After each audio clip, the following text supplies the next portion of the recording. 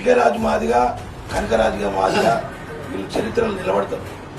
ఆ చరిత్ర వీళ్ళకి దక్కాలి కూడా. ఎందుకు అంటుందంటే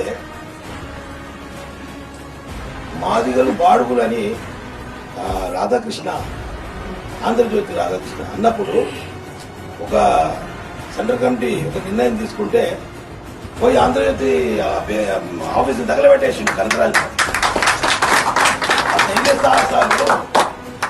మార్కెట్లో దొరకాయి. ధైర్యము ఎప్పుడైనా మార్కెట్లో దొరకది.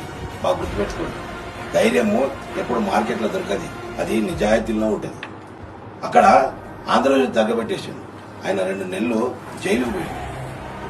ఇటుకరాజు మాదిగన్న అసెంబ్లీ, ఈ తెలంగాణ ఆంధ్రప్రదేశ్ అసెంబ్లీ గేట్ మీద గుర్తు మీద కూర్చొని మా ఏబిసిడి చేస్తారా వీళ్ళు కావాలని అనేసి ఆ ధైర్య సాహసము ఎవరికి రావు.